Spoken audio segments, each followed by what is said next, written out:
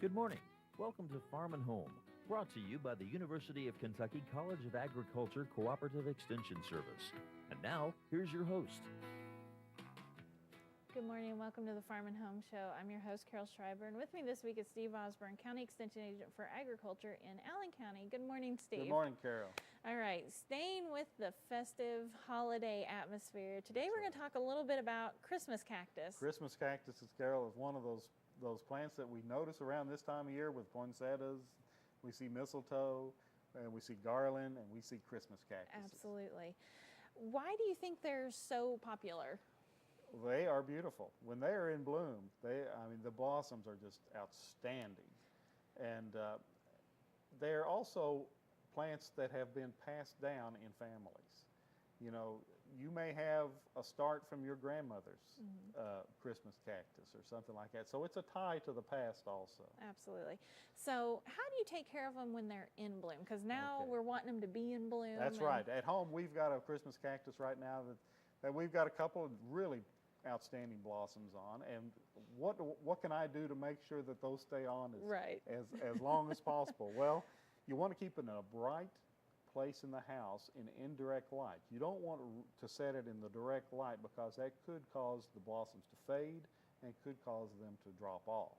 So bright indirect light is very important. Okay. Temperature is important also.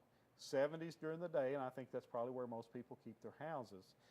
However, if you could 60s at night, low 60s at night is what's best for them. And most of us keep it on one time all day long.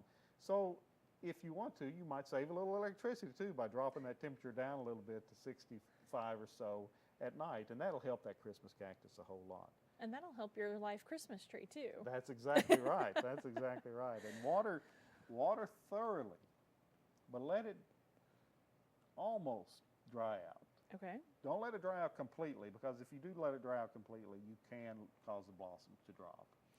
Okay, so it's been in bloom, it's been beautiful through the holidays, and now the flowers have faded. Okay. How do we care for that plant? You care for it like you would a normal house plant. You want it in well-drained soil or potting material or something like that, and fertilize it monthly between April and October with a complete fertilizer.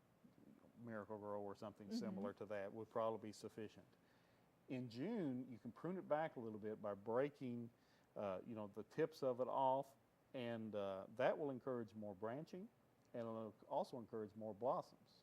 So around June, you want to snip it back a little bit. Then you can also take those that you break off, put them in vermiculite, and you might get some other plants started that you could give to somebody else as Christmas gifts in the future. It's easy to root those with vermiculite and everything else. So once you do that, now it's getting a little closer toward fall. And here's the trick. And how do we make this plant bloom right, they're again? short day plants. That means they need a long period of night to blossom. And temperatures at night, they need to be between 50 and 55 degrees. And you will get no blossoms at night if it's above 70. So if you keep it in the house, you're probably not going to get blossoms on it, unless you have a basement or a back room that you don't heat or something like that. But you want to move it but you can move it outside. Okay. And move it outside until the danger of frost hits. If it's the danger of frost and it comes early, you might move it inside in a garage or something like that for a short period of time. But you want it to have the temperature, and you also need to have 15 hours or so of darkness on that. And that means don't put it near a window that has a lot of light coming out, under a security light where there's a lot of car lights, because that can interrupt the dark period. And a lot of people, we talked before the show, put it in the closet. That's exactly right. That's the old school way of stick it in the closet and now force it to bloom. Or the unheated room in the back of the house.